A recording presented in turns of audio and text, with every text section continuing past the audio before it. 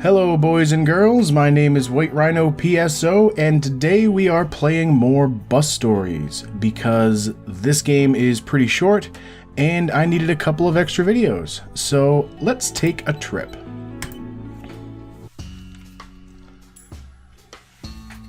And our first guest is a old man. Nice to meet you, young man. You look lonely. Don't you mind an old man taking a seat next to you? My name is Mark. Oh, hi, Mark. Let me tell you a fairy tale. Oh, boy. It is a story about a bad boy. A boy who would never share his toys or candies. And that is why he was a fatty.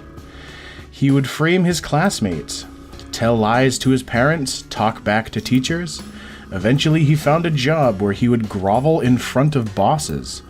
After that, he got married to a woman he would beat up, being drunk, and they had kids that he did not love.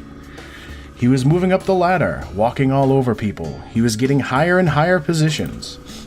He made a lot of money, left his family, found a new, young, and pretty wife. Finally became mayor of his city. Jesus. Well, do you find life unfair?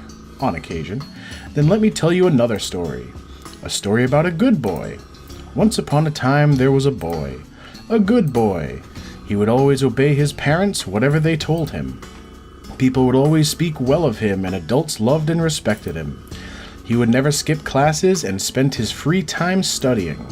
He was very punctual, and he would never run late, especially for school. His classmates said that he knew whatever the teacher asked him about, and he never got bad marks. He was never seen hanging around with dubious people and caught in a lie. He never drank alcohol and did not even try to smoke, and he knew alcohol and smoking to be harmful for health. When he was asked to play outside, he would always refuse. He thought it was a waste of time, and that he could spend his time doing something more useful, like reading. He was very good at chess. Moreover, he was one of the most outstanding players of his town. He started working early. Good boy helped his dad. He was very keen on working because he understood that it helped his family. He believed that there is nothing better than work. He had a big family. His family was proud of him. Good boy would often serve as a good example in class. His classmates didn't like him for that. And time passes. What? I am tired of talking. Wait a minute, let me rest. So, what were we talking about? Oh yes, about the good boy. His mom said that everything would be all right with good boys. They would be successful. They would have a good job and a good family. A good boy trusted his mom, and he knew that it was good to listen to your parents. He knew he had to study well, and that his work would not be done in vain. He knew that he would be a good man. He had a neighbor, a girl named Mary. She was his age. Good boy loved that girl, and he was ready to do anything for her. He defended her and was valiant all the time. One day, Good boy saw Mary being surrounded with bullies. Good boy knew that girls had to be protected, so he tried to protect her. As a result, he was beaten up and stayed in a hospital for a month. Good Lord. However, Good boy didn't get upset. He knew that he acted as a real man. At least his mom told him that. After that accident, Mary treated him even better. One day, Good boy climbed the tree to take off her cat. I'm assuming to take the cat out of the tree. However, he fell down and broke his neck. The end. Good Lord. Alright, that was our first leg of the trip to the first rest stop. I'm a little thirsty, a little hungry, but I do not have to go to the bathroom yet. I can't... So I've got $300. I'm gonna grab some food and soda. Grab that one. Oh, right, I should probably eat something while I am here. Alright, that's good. I'll buy another one of those. I'm gonna buy a friggin' ham. another soda. While I'm here, take a quick stop to the toilet. And I think I am going to... Yeah, I'm going to switch songs with each person, at least if I remember to. Oh, this guy looks pleasant. Sometimes I cannot fall asleep at night and I look at the walls. Well, hello to you too, sir. There are pink walls in my room, kind of like your shirt. It was a room for the former owner's daughter. It's a sad story. So, when I look at these walls for a very long time, they disappear. And outer space turns up. And then I start thinking about eternal questions. Have you ever thought of immortality? I know that it is a corny question, but still. When someone was called fat, he can lose weight. When someone was called stupid, he can become smart-head, or at least look like he is. This sounds familiar. I'm starting to wonder if this was a conversation from the previous trip. Everything can change, but the fact that we are all going to die. The most offensive that can be said to a human being is, you will die anyway. There's nothing to oppose. Awareness of death frightens me. You will die too. Yes, you. And it's not something that is not about us. This is really fantastic music for this conversation.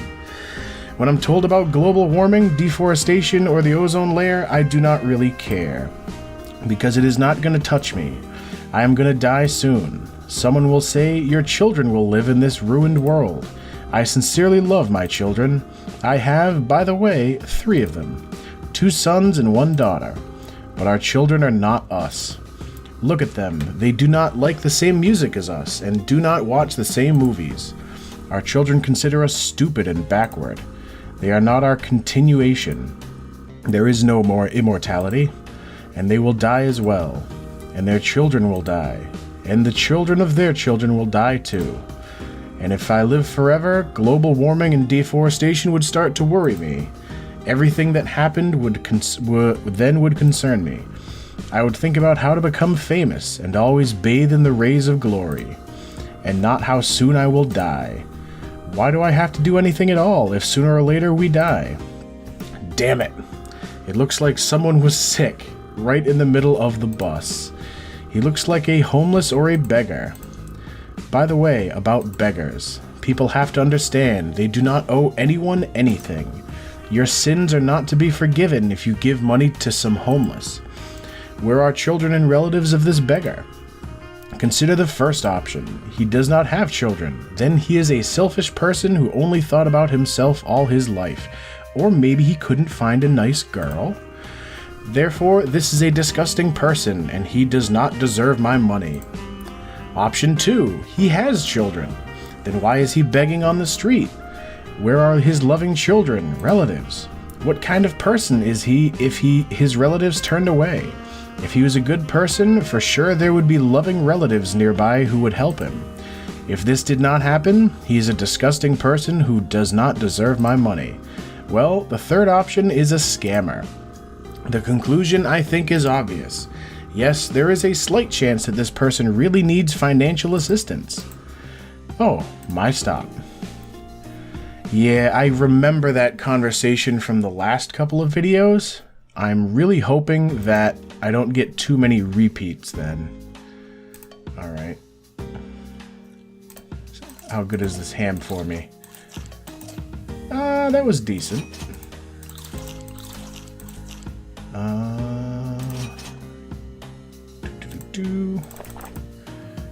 Drink a drink. Drink another drink. That should be enough. I think this might be medicine, which I think if you end up getting yourself sick somehow, then you need to take that so you can continue. Alright. And what's the next song? The song is just called bus.mp3. Alright, come on, new person. gonna get a new change of scenery, though, as we pass through this tunnel.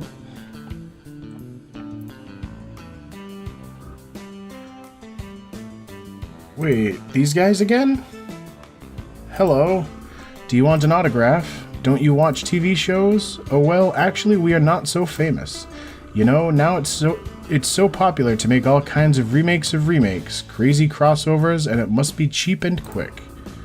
Well, we are one of these films actors. There was an old movie, a movie version of the book. They're about a writer who couldn't write and about his family. They moved to an isolated hotel in the mountains, and all kind of devilry began. Well, and there was another series after the movie, not that famous and successful, but some aesthetes liked it. Most people did not really get it, but now producers decided to do a remake crossover.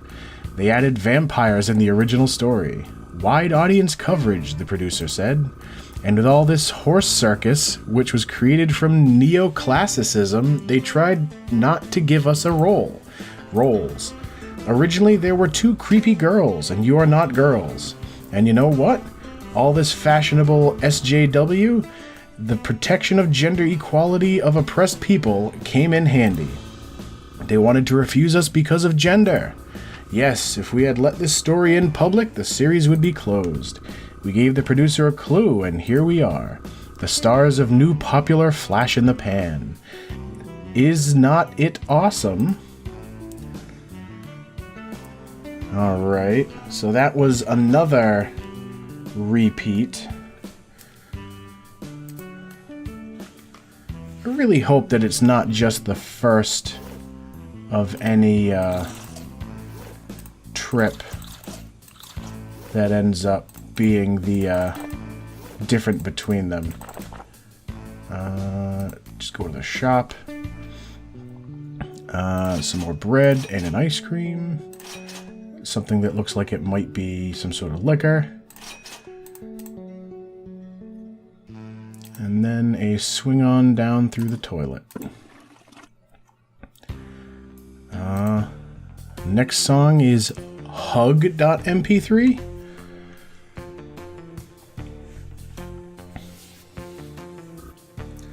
Alright, I'm pretty sure this woman is new. Psst, man, can I sit with you?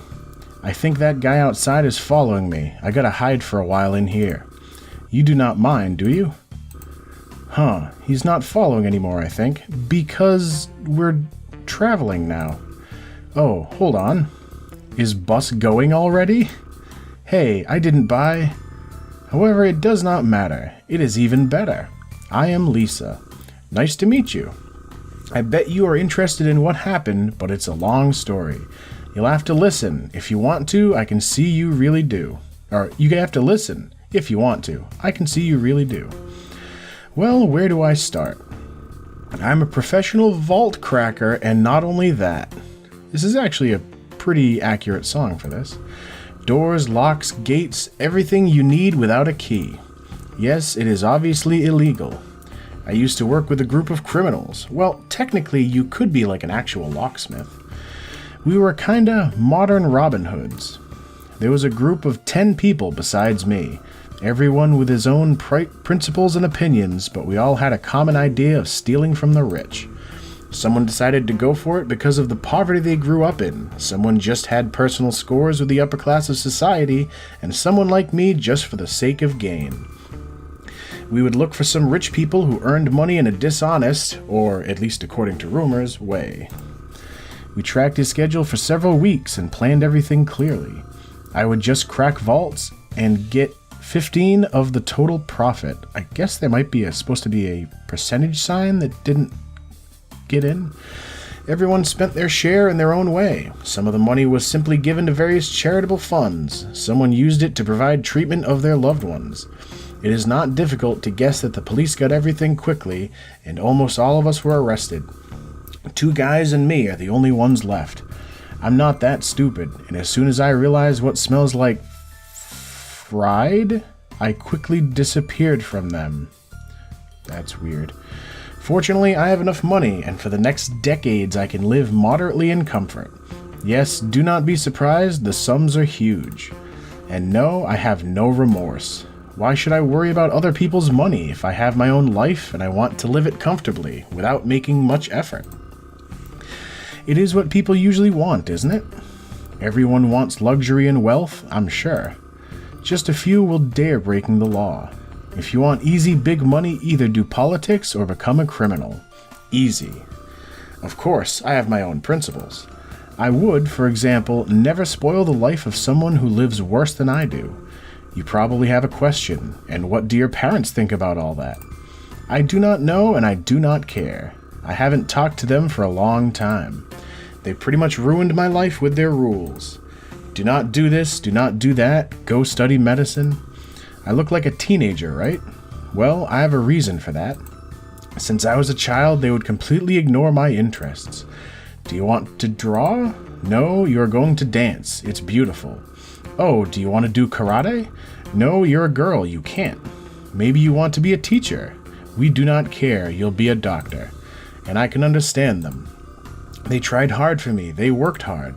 They were doing it for my sake. I understand. But they did not ask me. My every move and choice were meaningless because in the end it was up to them. I understood why they were doing it, and I suffered.